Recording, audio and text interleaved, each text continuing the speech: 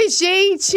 Estamos aqui de Papo pro Mundo! De Papo pro Mundo! Eu sou a Eli! Rafael! Muito bom, Rafael! Hoje nós vamos falar de um assunto que é importantíssimo, de planejamento financeiro. Você aí que está me ouvindo, se planeja financeiramente para o seu futuro e para o presente também? Será, Pois é. Rafa?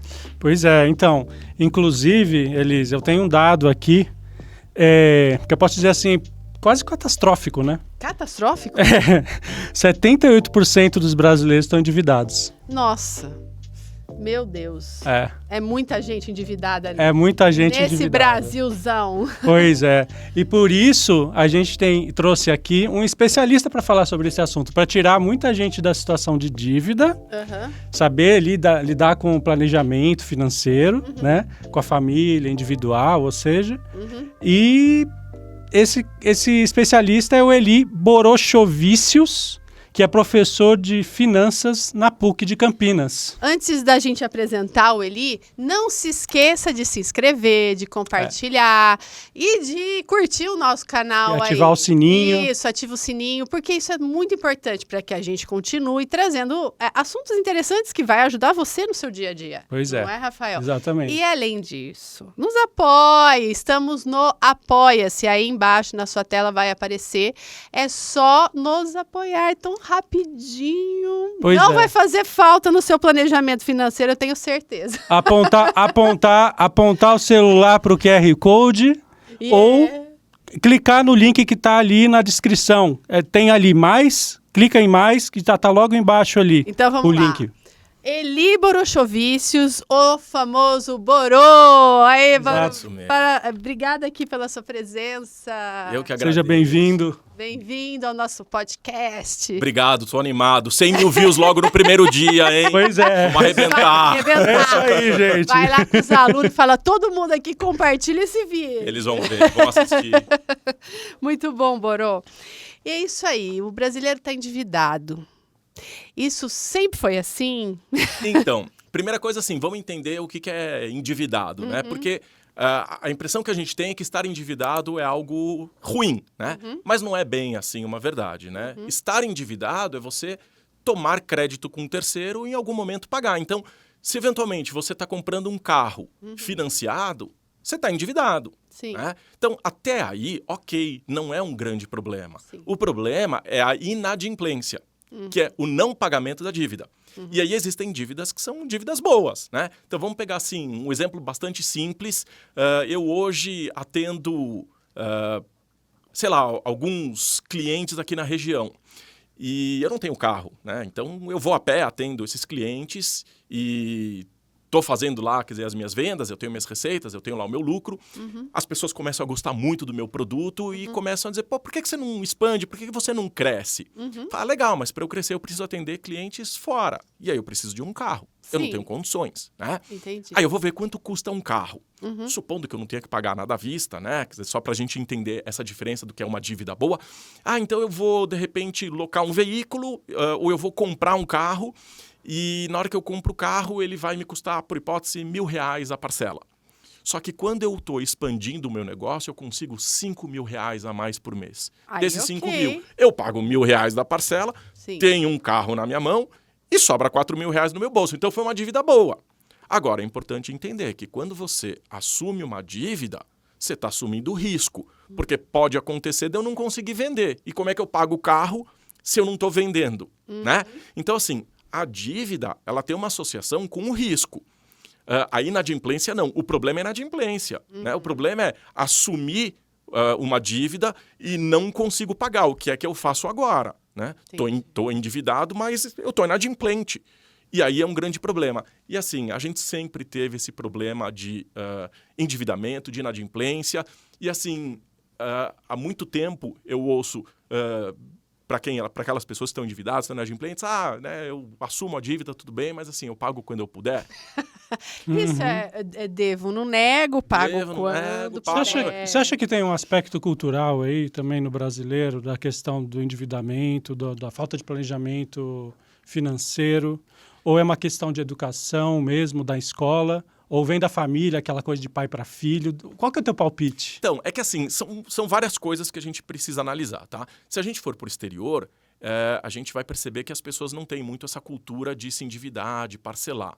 Elas pagam tudo mais à vista? Em geral, pagam mais à vista, né? Então, eu faço o pagamento, pego lá o bem, seja lá o que for, e pronto. Aqui não, aqui a gente já tem um pouco assim a cultura do endividamento, a cultura de parcelar as coisas. Aliás, isso é um dos grandes problemas que a gente tem na educação financeira. Porque o que acontece? A pessoa, ela não está preocupada com o valor, com a taxa de juros, as pessoas nem entendem direito isso. Elas querem saber se vai caber no bolso. Então, vou comprar uma televisão. Legal, quanto custa a televisão? X mil reais.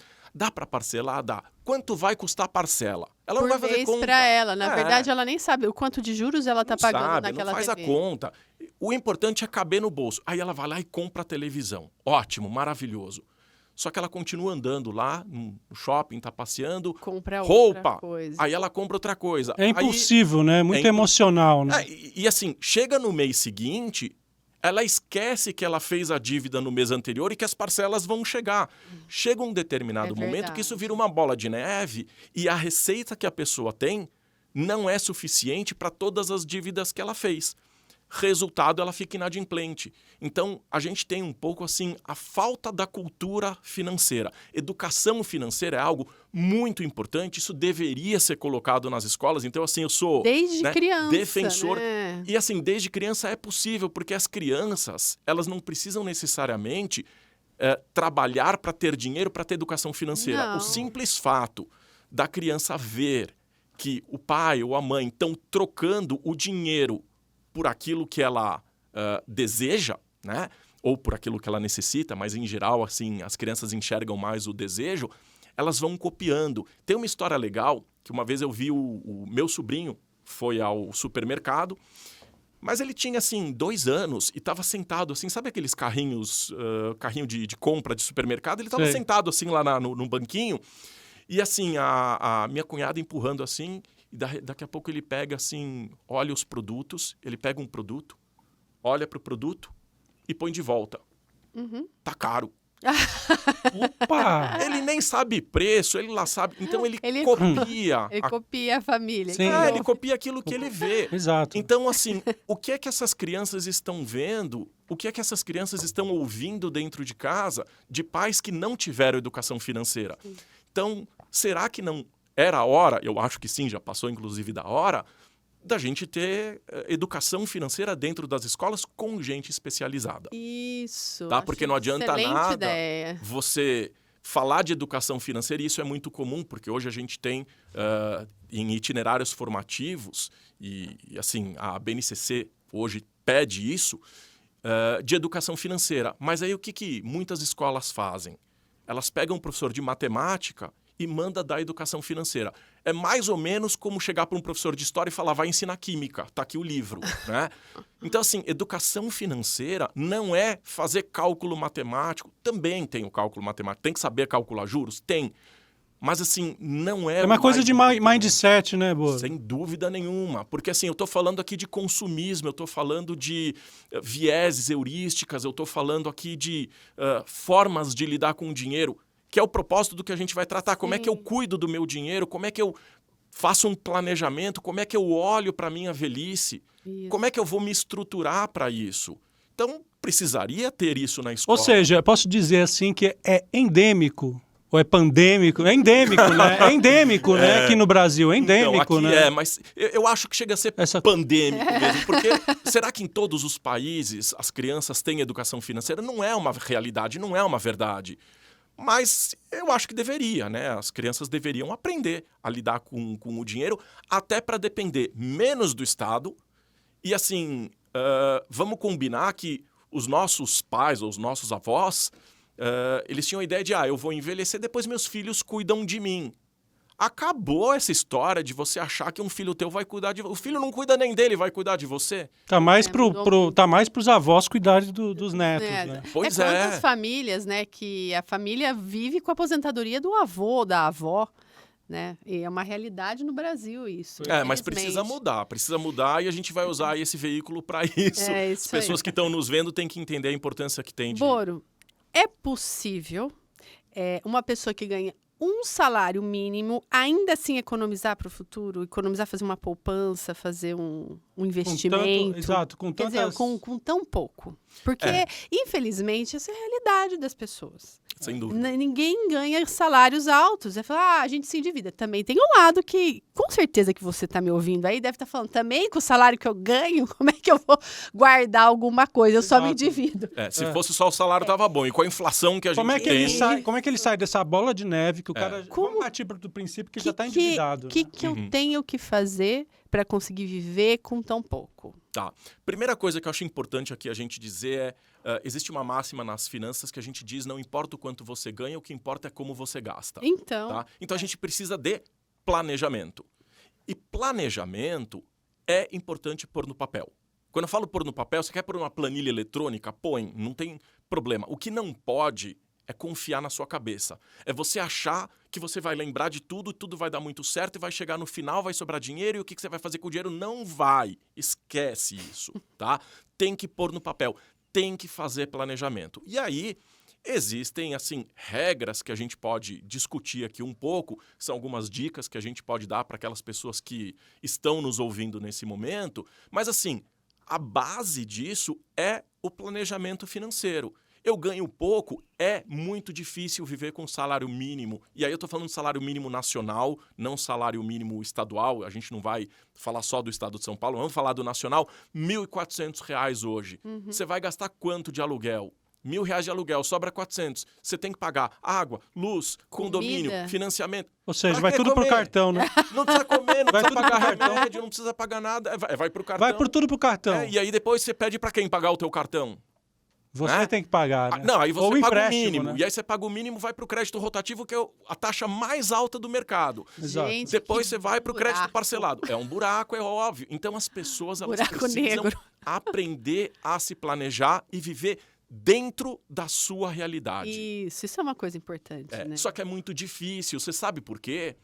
Porque a grama do vizinho é sempre mais verde. Porque desejos, quando eu vejo... né? Então. Os desejos. São os desejos. E nesse momento que as pessoas têm internet, a gente vê, assim, um monte de mentiras na internet, mas elas, para nós, se tornam verdades. E, assim, eu quero ter o que o outro tem. Eu tô vendo no vídeo, aquela pessoa, ela tá vivendo disso. Teu filho já tá pedindo iPhone pra você. Todo mundo viaja, tá né? Celular, todo mundo viaja, fica olhando e fala, ano. gente, de onde tira tanto dinheiro? Pois é, e aí você vai ver, não é bem carro do ano, assim, né? Essa história. Carro do ano, todo mundo tá com carro novo, tudo maravilhoso. Então, assim, eu acho que a gente precisa entender que a nossa realidade é diferente, assim, da realidade do outro, né? As minhas vontades são diferentes das vontades de vocês, né? As minhas necessidades são diferentes das necessidades de vocês. E cada um precisa adequar o seu orçamento à sua realidade. Então, assim, se eu pedir para vocês pensarem em uma pessoa, assim, muito, muito, muito rica, milionária, ela tá cheia da grana, pode ser que venha para vocês a imagem do cara, assim, em cima de um iate. O Elon Musk só. Pois é. Depois corta. Não, gente, não. Então, assim, pode vir, assim, a imagem de tá num iate, tá? Se eu tivesse 10 vezes mais o dinheiro da pessoa mais rica, eu jamais compraria um iate, eu jamais tiraria uma foto num lugar como esse, porque, assim... Mexeu o mar, isso me dá labirintite, eu passo mal, não é pra mim, eu odeio água, eu odeio mar, eu odeio esses lugares. Pra mim não serve, não é a minha realidade. Agora, quando eu te disser a minha realidade, possivelmente você vai dizer, isso não é legal. Mas não é legal pra você, pra mim é. Você tá dizendo aí que você é um cara muito simples, pelo que eu tô percebendo. Então, você não precisa de muito para viver isso. Eu vou botar... Deixa eu só colocar um ponto, pegando ainda esse link aí que você falou. A gente tá na era das redes sociais, né? E as redes sociais, pessoas postam coisas assim... Tô na Europa, tô viajando, tô gastando, né? E isso pega fundo nas pessoas, né? Elas querem ter aquilo. Ou seja, você acha que as redes sociais, elas estão tornando essa questão do cartão de crédito, essa compra não pensada, estão piorando essa situação? Porque, assim, está promovendo o consumismo, né? Só que o que as pessoas não veem, né, são os boletos que chegam depois da viagem.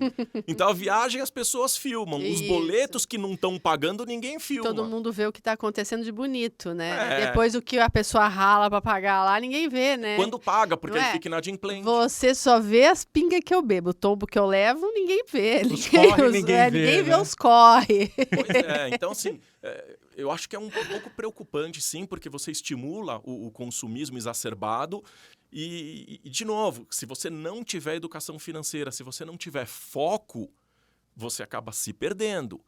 E com as taxas de juros hoje que a gente tem no mercado nacional, é um pedido, assim, meio que para se enforcar do ponto de vista financeiro. É bastante preocupante. Você acha que não usar não usar o cartão de crédito pode ser uma saída para aquela pessoa endividada? Vai lá, ela rasga o cartão de crédito. O problema não é a pessoa endividada. E vai pagando com o que tem. Ela vai arrumar um jeito de se endividar de outra forma. O problema não é o cartão, o problema é quem usa o cartão. Porque usar o cartão de forma inteligente, do jeito certo, é muito difícil, né?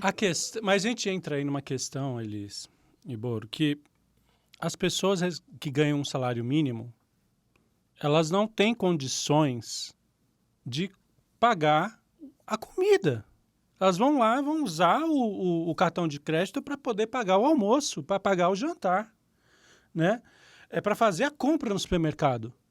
E aí, elas se endividam também nesse processo todo, porque eles estão indo além do que eles podem, da capacidade deles de ganho. Então, mas aí... O salário mínimo não está dando, né? Então, Ele não dá conta, aí você ainda entra com essa questão das taxas. Mas assim, aí é que entra a questão da educação financeira e a preocupação daquilo que a gente veio discutir hoje. Como é que eu faço para me organizar? Como é que eu faço para não chegar ao ponto de me tornar inadimplente? Então, o cartão de crédito, para quem usar de forma inteligente, é bom. Eu sou super defensor do cartão de crédito. Quais as vantagens que você vê? Qual a forma inteligente de utilizar o cartão de crédito? Primeira Vamos lá, coisa é que dicas. assim, o cartão de crédito, primeira coisa, ele vai postergar o meu pagamento, eu não preciso fazer, eu não preciso tirar do meu fluxo de caixa imediato o valor. Então ele me permite jogar para frente. Segundo, o cartão de crédito, ele vai colocando todas as informações daquilo que eu gasto num único lugar. E aí eu consigo fazer o gerenciamento dessas informações num único lugar. Então, assim, se eu ficar gastando um pouquinho em cada lugar e ficar pegando os papeizinhos para juntar e depois administrar isso vai me dar um trabalhão e eu não vou botar isso numa planilha. Agora, o cartão de crédito já faz esse trabalho para mim. E dependendo de onde você gasta, o cartão ele já separa para você. Então, eu não gasto muito tempo para ficar fazendo análise dos meus gastos em cartão de crédito. Então, primeira vantagem, obviamente, você não precisa ter o desencaixe, então é questão de fluxo de caixa. Segundo, a questão de administração, porque a informação está pronto para você. E por fim, que para mim isso é legal também, é que você tem as bonificações de cartão. E aí pode ser pontos, milhagem, ou a questão que a gente tem muito hoje, que é o cashback. Então, assim, parte daquilo que eu gastei no cartão volta para mim. Isso significa que se eu já estou usando o cartão, postergando o pagamento, gerenciando melhor o meu dinheiro, eu ainda tenho dinheiro de volta. É tudo que eu quero, é maravilhoso. Agora, tem que saber usar. Usou errado, aí você vai ter um problema. E o problema é grave, o problema é grande. Tem que saber usar. A bola de neve que vem depois. Controlar certinho, né? O quanto eu vou gastar de cartão por mês e ter esse limite, né? Eu acho que poucas pessoas olham, né? Tem tanto aplicativo hoje no celular para você ali controlar e aí você esquece de olhar, né? Quanto que tá meu cartão já, né? Nem vê e ele quando vê, quando chega... Com o sistema online hoje, você abre teu celular, tá na palma da mão, você sabe o quanto que você já gastou. Se você controlar bonitinho, é possível... Mas dá trabalho, quer dizer, tudo dá trabalho para gerenciar, para administrar. Mas voltando só naquela pergunta anterior, lá que a gente se dispersou, é possível guardar dinheiro, então, mesmo ganhando pouco? Então, vamos lá. Aí vem, quer dizer, a brincadeira matemática que a gente faz, tá? A gente costuma dizer que primeiro você precisa guardar um pouco de dinheiro para a tua velhice. Enfim, você precisa ter um dinheiro investido, porque assim, eu costumo principalmente brincar com os meus alunos, eu falo, quantos anos você tem? Eu tenho 20. Eu falo, beleza. Então, assim, eu vou fazer me dá um tempo, deixa eu pensar, mas, assim, eu vou tentar adivinhar uma coisa importante de você. Daqui a 30 anos você vai ter 50.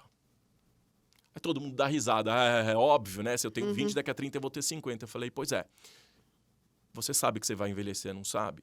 Por que você não se preparou para isso? Ou você vai esperar ter 50 anos para se dar conta que você ficou velho? Então a gente precisa se planejar. É esse planejamento que não existe e que a gente precisa fazer. Então, assim, primeira coisa é pague-se primeiro. Recebeu o teu salário, aprende a guardar 10% pelo menos. Então eu preciso aprender a viver com então 90%. Seria o valor. 10% do seu salário, guarda. É o ideal, né?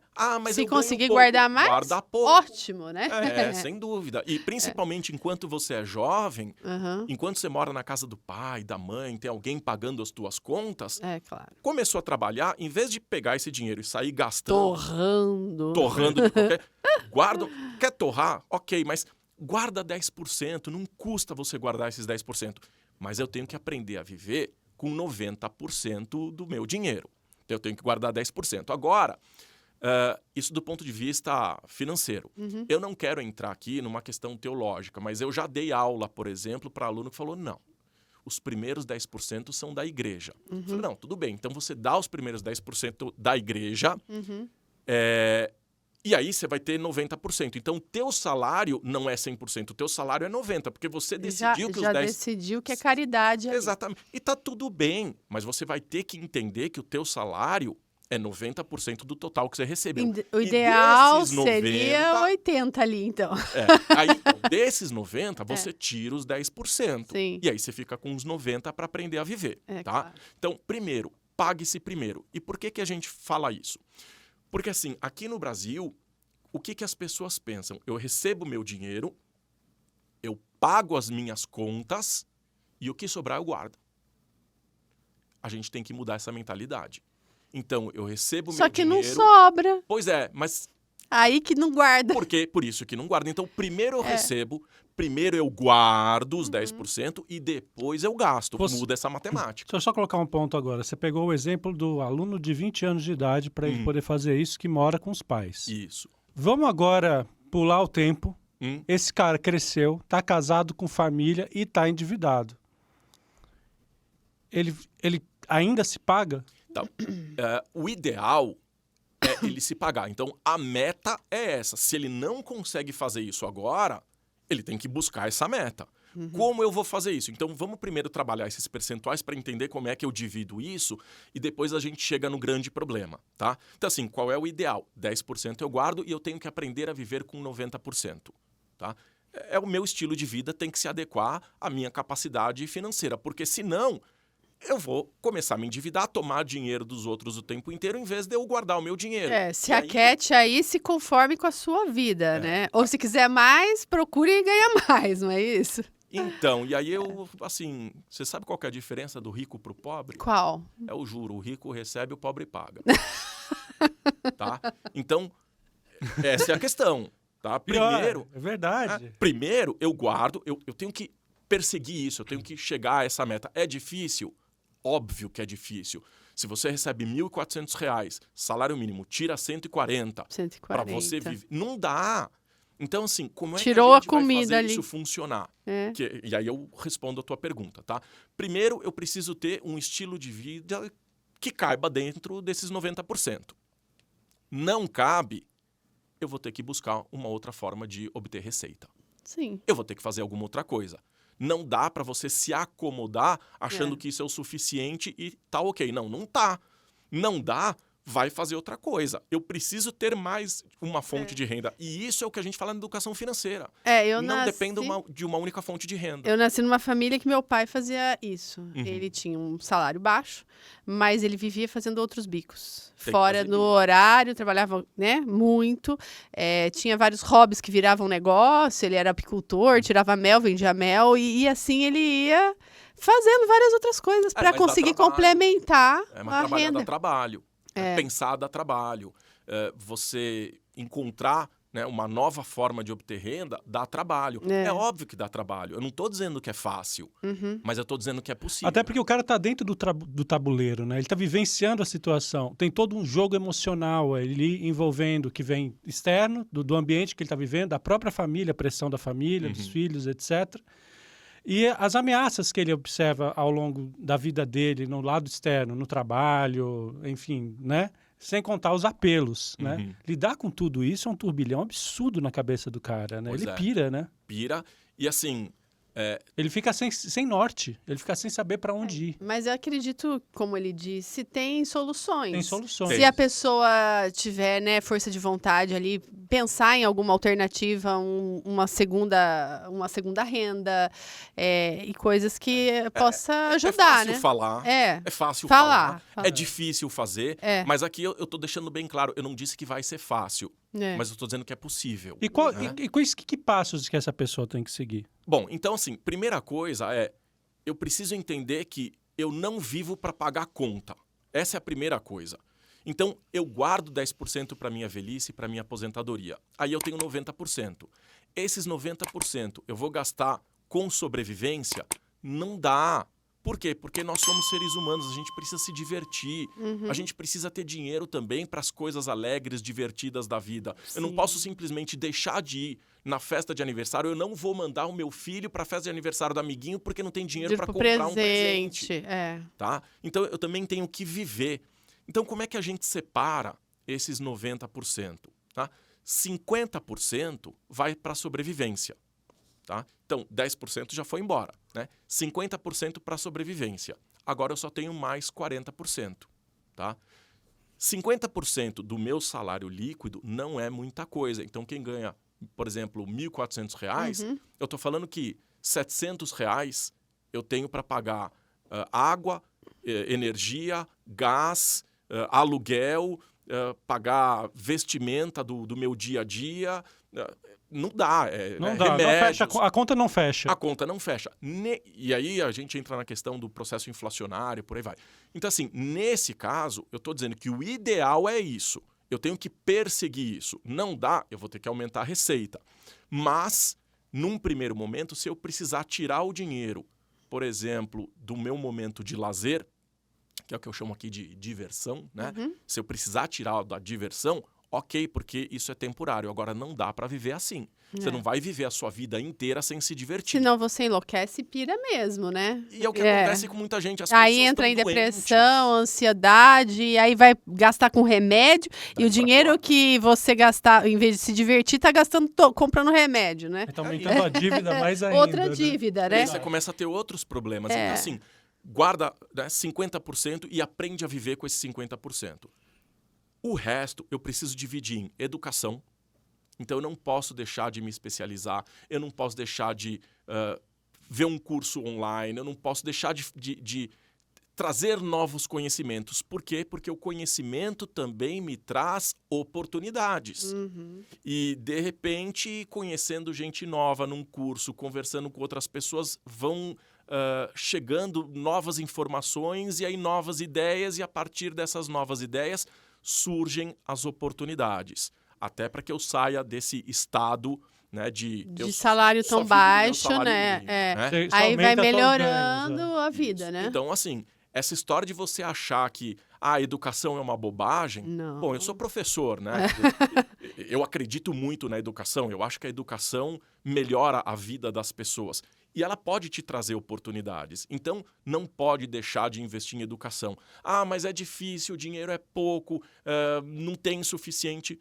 Você precisa fazer o teu planejamento e buscar que você tenha, quer dizer, um mínimo de dinheiro para conseguir fazer um curso. E hoje, você tem cursos de R$70 por mês, R$80 por mês. Hoje está bem mais fácil, tá mais né? Online, acessível. Tá muito curso de graça na internet. Tem muita coisa. O único problema, assim... Aqui no YouTube tem muito curso de graça. Busca aí que você encontra. Tem cursos de R$20, de 30. Tem coisas para fazer. E não precisa ser um curso de formação. Não, às vezes é uma coisa simples que ajuda na renda do dia a dia. Exatamente. Não é? Né? E que, eventualmente, vai te trazer ideias diferentes para melhorar. Então, educação, eu não abro mão, certo? Precisa de educação. E aí o que acontece? Você precisa ter uma reserva de emergência. Porque em algum momento pode acontecer alguma coisa. Furou o pneu, alguém ficou doente, vai precisar de um remédio diferente daquele que você tinha, e aí você teria que... Quebra um eletrodoméstico. Quebrou um eletrodoméstico, um eletroeletrônico, eu quero trocar o meu celular, eu tenho uma vontade de fazer uma viagem, eu tenho que ter um dinheiro guardado. Então, assim, precisa ter uma reserva para esses momentos. Tem a questão da diversão, então eu preciso ter uma reserva para isso. E a gente não pode se esquecer também que a gente sempre, assim, ou doa ou presenteia pessoas. Eu preciso ter reserva para isso. Dia das mães, dia dos pais, dia dos namorados, dia do avô, da avó, dia do, sei lá, vou visitar um amigo, Natal. Então, assim, a gente quer presentear as pessoas porque isso faz bem para nós também, né? Não é só o presenteado. A gente também se sente bem. Então, assim, você consegue imaginar você ser chamado para uma festa e dizer, eu não vou porque eu não tenho dinheiro guardado. E tem um fundo ainda para emergência, né? Tem um fundo para emergência. Então, eu preciso colocar isso no papel. Não é fácil, tá? Mas, assim, eu já fiz muita consultoria, já peguei muita gente altamente endividada, mas... E resolveu a vida dessa pessoa. Não vou dizer que eu resolvi o problema. Pega ali aquela bagunça, aquele emaranhado. Porque tem muita coisa que depende da pessoa. Isso, e é onde eu queria chegar. Tá? Então, assim, eu vou te dar um exemplo de, assim, uma pessoa que eu ajudei. Ela estava toda endividada, estava com uma série de problemas. E aí eu comecei a separar nessas coisas. O que é necessidade? O que é desejo que você tem? Desse desejo, o que é educação, o que é assim, sonho que você tem, e aí vai entrar lá assim, na tua conta assim, das intempéries, dos momentos mais difíceis, que eu tenho que ter um fundo de emergência. O que é diversão? Vamos entender para saber como que você está gastando. E aí a gente descobriu que a maior parte do salário dela, ela estava gastando com diversão.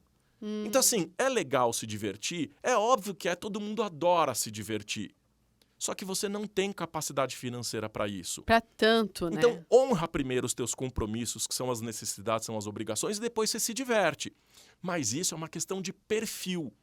E você, entendendo o seu perfil financeiro, você consegue identificar melhor para onde o teu dinheiro está indo e como você vai arrumar isso. Existe uma questão aí de neurociência aí nessa jogada, que eu acho que é você saber lidar com a tua dopamina, não é isso? É bem isso mesmo. Agora, fala para uma pessoa que precisa estar com a sua autoestima lá em cima e diz para ela assim, não dá mais para você ir toda semana ao salão de beleza. Você vai ter que cortar um pouco isso. Eu não estou dizendo cortar dá vários divórcios definitivamente. Daí, se o marido chega para a mulher e fala isso, ela fala, Pois é. Mas então, sabe, uma pessoa que está acostumada a ir ao salão, fazer cabelo, fazer unha, fazer tudo o que tem que fazer, toda semana você vai falar, corta isso, você vai fazer uma vez por mês. Enlouquece. Não vou, isso eu não abro mão. Ou buscar alternativas. Isso, é onde eu quero chegar. Então, assim, eu não abro mão. Não, tá bom, você não abre mão disso. Tá, mas você vai a bares e restaurantes 8 vezes por mês. Tem como reduzir isso?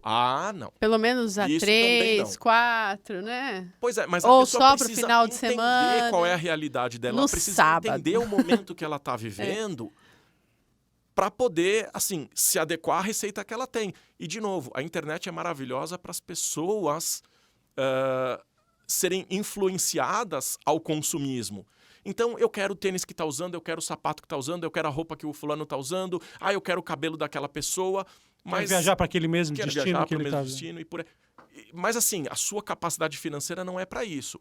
Dá para fazer... É pé no chão que precisa ter, né? Precisa ter foco. Foco, né? e então, falar dá assim, para fazer? Dá. Se organiza, se planeja. Em algum momento você vai, mas não adianta querer fazer tudo. Você acha que fazer aquela anotaçãozinha, aquela coisa do avô, do pai, né? Aquela coisa mais de pegar o papelzinho, anotar, colocar na porta do armário.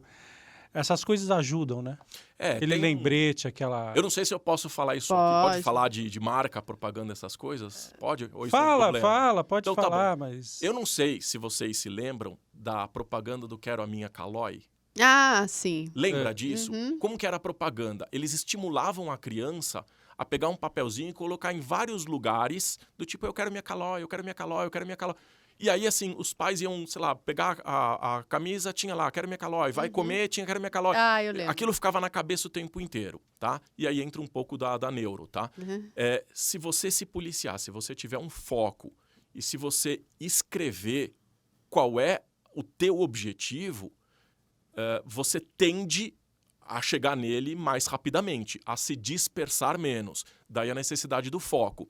Educação financeira tem muita relação com o foco. É onde eu quero chegar. E aí o que acontece com muita gente? Quando chega, não celebra. Ah, eu cheguei no meu objetivo, agora eu vou gastar. Ah, não, quer saber, foi tão difícil, eu não vou gastar, eu vou guardar. Tá errado. Então, assim, a gente precisa traçar objetivos de curto, médio e longo prazos, e a gente precisa realizar os nossos desejos. Sim. Porque senão... Também se só aquela pessoa que é o contrário, né? Que a gente está falando da escassez, da pessoa que tá difícil ali. Mas também tem aquele que ganha muito e guarda muito. E é aquele mesquinho, que não gasta nada. Eu costumo dizer que o mesquinho é o rico morto, né? Quer dizer, não adianta nada. Você guarda para não viver. Para não viver, exatamente, porque também é para isso, né? O dinheiro também é para circular e é para satisfazer. Esse cara é viciado nos números, né? Perfil esse cara quer ver o número crescer. Tem gente que fica feliz o prazer de dele é a esse. conta bancária grande, o jogo não é? desse cara é ver o zero ficar aumentando. Mas ele tá errado. O zero depois se do isso número. dá prazer para ele, o problema é dele, não é? Onde eu quero chegar, quer dizer, cada um tem a sua vontade, a sua necessidade, os seus desejos. Se para ele isso é o que ele quer, o que ele deseja... Se tá alinhado com a família, se tá tudo bem. Agora, você vai dizer assim, esse cara, ele guarda dinheiro, ele não vive. Mas ele não vive a tua vida, ele vive a dele. E para ele tá feliz da vida sim. Não serve para você, para ele serve, que é o que a gente começou conversando aqui. Equilíbrio, né? É equilíbrio. E cada um tem as suas vontades e as suas necessidades. E elas precisam ser respeitadas. Tá bom, Boro. Então vamos falar assim, vamos lá. A gente tem um dinheiro guardado. Onde eu invisto pensando no meu futuro? Na minha aposentadoria? Na previdência privada? Ou nos fundos de investimento? Bom, e não é só a previdência, fundo de investimento. Você tem um monte de outras opções porque que o mercado te traz. Só a previdência do INSS então, tá difícil, né? Isso é um negócio legal da gente falar. Tá? O que acontece é o seguinte. Primeiro que a gente tem uma quantidade enorme de brasileiros que não estão na força de trabalho. Então, são pessoas que estão na informalidade. E muita gente não sabe, tá? Mesmo estando na informalidade, pode contribuir com o INSS e obter a sua aposentadoria no futuro, tá? Muita gente não sabe disso. É possível fazer dessa forma. No entanto, a gente precisa entender que o INSS, Instituto Nacional de Seguridade Social, parte dele é a Seguridade, parte dele é a Previdência. E a Previdência Pública, a Previdência Social, ela funciona no regime chamado repartição simples. Como é que funciona isso? As pessoas jovens trabalham, contribuem com esse fundo, então é montado um fundo, tem lá o dinheiro, e esse dinheiro ele é dado para os mais velhos. Quando foi criado isso, lá na década de 1930, isso foi criado nos Estados Unidos com Franklin Delano Roosevelt, ele criou na Grande Depressão, né, 29, década de 30, quando teve o crash da Bolsa, a brilhante ideia dele foi: as pessoas sempre vão se casar e vão ter 10 filhos. Na época era assim. Né? As coisas mudaram. Naquela época, a expectativa de vida das pessoas era de 40, 50 anos de idade. Hoje, a expectativa de vida já passou dos 80. Hoje, a gente tem pessoas com 80, 85, 90 anos. Se bobear, estão melhores que eu. Né? Então, a expectativa de vida aumentou, a qualidade de vida das pessoas aumentou. E as pessoas estão tendo menos filhos. Hoje, se perguntar para a molecada, vai lá na universidade e pergunta, vem cá, quantos aqui querem ter 10 filhos? Ninguém, né? Quantos querem ter 8? Inclusive tem ter 3 já é uma família numerosa. Inclusive tem um dado recente que eu vi, que tem uma pesquisa aí que coloca que em torno de 2050, por aí, na média, 2050 e pouco, ou 2040 e alguma coisa, para quase 2050, vai ter mais morte do que nascimento. Pode acontecer. A taxa de mortalidade aumentar, de natalidade. Agora, um dado que é importante que a gente não precise tão longe assim, tá? Se a gente for observar, no Brasil, a média da idade das pessoas tem aumentado nos estados. Sim, eu vi essa notícia também, né? Isso média... é recente. Você sufoca o INSS. E é onde eu queria chegar. Então, o que acontece? Tem menos gente colocando dinheiro e mais gente tirando dinheiro. Por quê? Porque a fase de contribuição ela é estreita e a fase de benefício ela é grande. Qual é o maior problema hoje do ponto de vista do orçamento público? É a Previdência. A Previdência hoje é um problema enorme. Tivemos uma reforma. Tivemos uma reforma que não resolveu completamente o problema e nós ainda temos hoje um déficit gigantesco em função da Previdência. Então, depender da Previdência não é uma coisa salutar do ponto de vista da administração financeira. Então, para pensar para o futuro, para pensar para a velhice, tem que ter uma Previdência complementar. Privada? A privada. Tá? Não dá para contar com a pública. Tá? Não dá. Tá. Eu vi uma entrevista do Zeca Pagodinho esses dias e aí ele falou assim, que se aposentou com R$4.000. Aí ele falou, como é que eu vou parar de trabalhar ganhando R$4.000 e pagando... com certeza Deixa ele a vida me levar. Ele acumulou bens, etc. Mas ele falou que ele não... Como? Ele falou, com tanto de conta que eu tenho para pagar? Eu vou colocar uma lenha nessa fogueira aqui, que é o seguinte...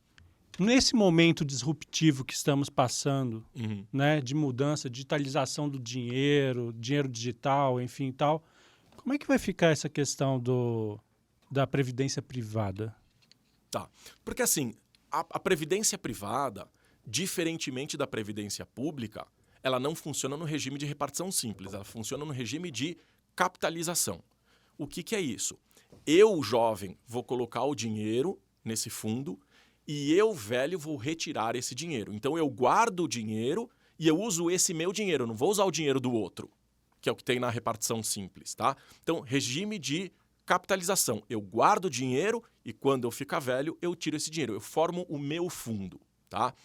Bom, e aí, deixa eu juntar as duas perguntas aqui que eu não terminei de responder. Claro. Então, eu tenho vários produtos financeiros. Eu tenho produtos financeiros que são voltados exclusivamente à aposentadoria, a exemplo dos planos de previdência. Sim. E aí eu tenho PGBL, eu tenho VGBL, Plano Gerador de Benefício Livre e Vida Geradora de Benefício Livre.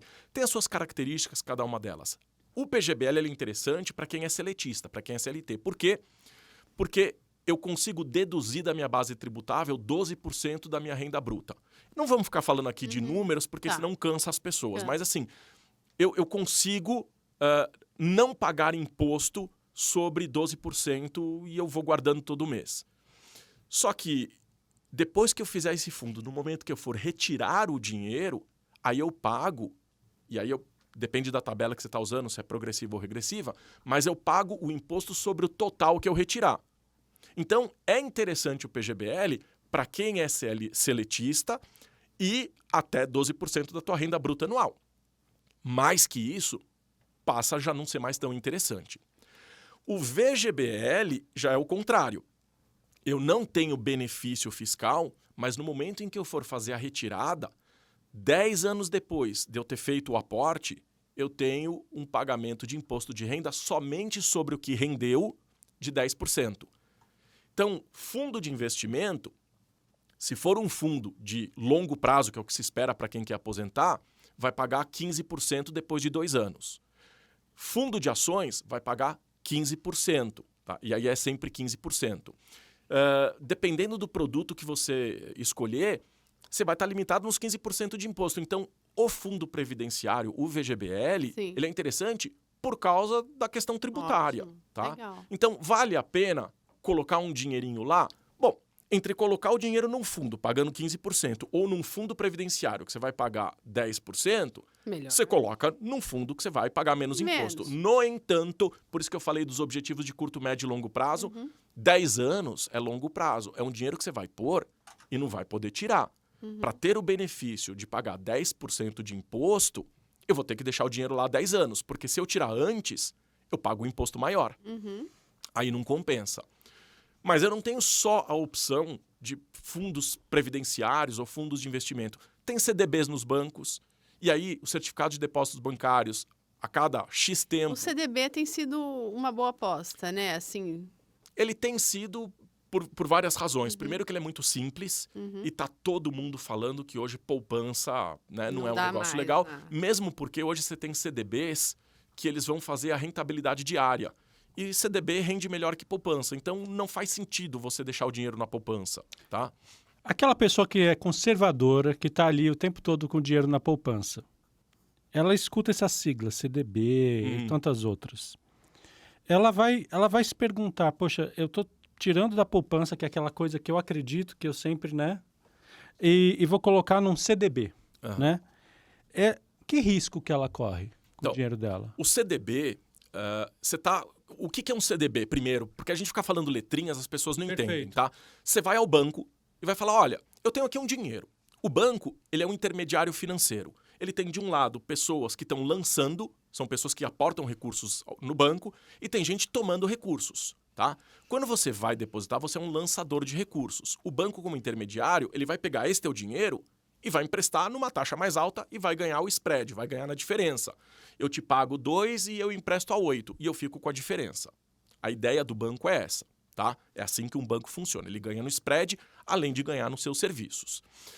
Mas, enfim, o que eu quero dizer é, você vai ao banco e dizer, banco, tá aqui esse dinheiro. Eu não vou tirar esse dinheiro nos próximos 5 anos. Então o banco sabe que ele pode pegar esse teu dinheiro e usar por 5 anos. Ele está tranquilo com isso. Então ele vai te pagar uma taxa maior do que ele pagaria se você não tivesse esse prazo. Se ele não souber o prazo que você vai tirar, a exemplo da poupança, né, eu ponho dinheiro na poupança, eu não sei quando que eu vou tirar. Pode ser amanhã, pode ser depois de amanhã, pode ser daqui a 10 anos. Então o banco não sabe. Ele vai te dar uma taxa, ele vai pagar pelo teu dinheiro um pouco menos do que ele paga sabendo que você vai ficar 5 anos sem usar o dinheiro. Então o CDB ele é interessante para quem tem planejamento financeiro. Eu não vou mexer nesse dinheiro em 5 anos. Se você acha que você vai precisar do dinheiro de forma imediata, existe. Adianta, né? Você até pode usar poupança porque assim, o rendimento é muito pouco em dias.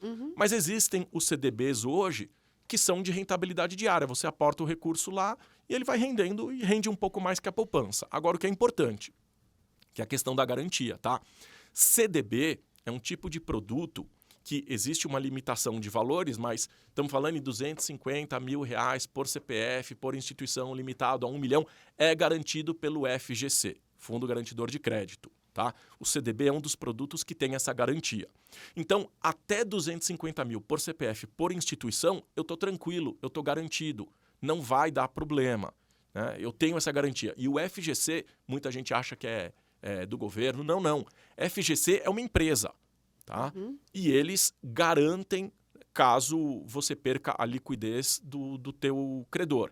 Então, né, do teu devedor, né? Você é o credor, você botou o dinheiro ali, acabou o dinheiro ali, você aciona o FGC vai te devolver. Já aconteceu isso comigo, tá? Isso é legal a gente falar, isso não é propaganda para FGC não, tá? Tá bom. Em 2 semanas eu tava com dinheiro na conta. Que bom. É muito rápido. E é tudo online, é tudo, né, automático. Boro, eu tenho uma outra pergunta e para a gente finalizar também esse podcast, porque já estamos com o tempo esgotado aqui. Pena. Mas eu tenho essa Tem pergunta tanta que eu coisa preciso fazer.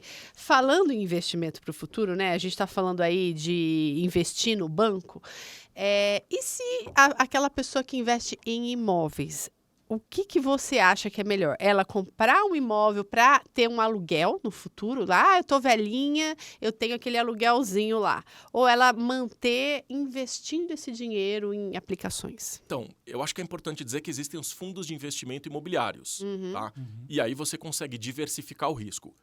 Qual é o problema de você comprar um imóvel? É o risco da operação. Então, você compra um imóvel, primeiro, você vai ter que gastar... assim, meio que de tempos em tempos para manter o imóvel em ordem, né? Precisa fazer a manutenção daquilo. E tal. Tem custo. Custo. Se tiver uma alta vacância, isso significa que você não está alugando o imóvel, você assume o compromisso de pagamento de água, energia, condomínio se tiver. Então, são custos que você tem. para deixar o imóvel em ordem, você tem que fazer a manutenção interna. E existe um mínimo para esse fundo de investimento imobiliário? Existe, mas assim, dá para investir com, sei lá, R$50, R$100, não é nada absurdo assim. Agora, a gente não pode esquecer de dizer também, e as pessoas têm muito medo disso, que a gente tem renda variável. Você pode fazer, por exemplo, né, uma poupancinha, não em termos de produto financeiro, mas assim, em renda variável, compra ações. Nos Estados Unidos é super comum, você vai presentear, né? Alguém, nasceu, vamos Dá aqui, dar uma ação e deixa esse negócio por 30, 40 anos. Então, assim, Boro, ações também. Você vai voltar aqui pra gente falar só de ações. Nossa Senhora. Tá bom? Porque aí a gente começa e termina falando de ações. Porque hoje a gente deu uma pincelada aqui Geral. E um pouquinho de tudo. Tenho certeza que você tá aí sedento por mais informações, mas nosso tempo esgotou. Infelizmente. Não esqueça de nos apoiar no Apoia-se. Acionar o sininho. E compartilhar e curtir. Ajude! Não custa nada, é só assinar o sininho ali. Não custa nada, né? E comenta se você gostou, se você não gostou. Se você quer também que traz novas sugestões pra gente, comenta aí. Professor Boro, passe suas informações, contatos, o que você quiser, Instagram, seus contatos, para que quem quiser tirar dúvida, quem quiser te contratar, enfim. Tá. Eu sou professor, então, né, eu tô, assim, à disposição de todo mundo. Para você, se quiser entrar em contato comigo, o site é www.boro.com.br e lá você encontra o acesso a todas as redes sociais. Então tem Instagram, tem Facebook, tem ali tudo. Não fique com medo de entrar em contato, não tem problema, eu respondo. Pode ser que eu demore um pouquinho, mas assim, eu respondo a todo mundo e o que eu quero mesmo é que chova de gente ali perguntando, questionando, porque para mim é importante que você tenha uma vida financeira muito melhor. Isso, maravilhoso! Pois é, infelizmente terminamos, acabamos aqui. Obrigada por ficar com a gente mais uma vez. Pois e venha de papo pro mundo. Tchau. Tchau.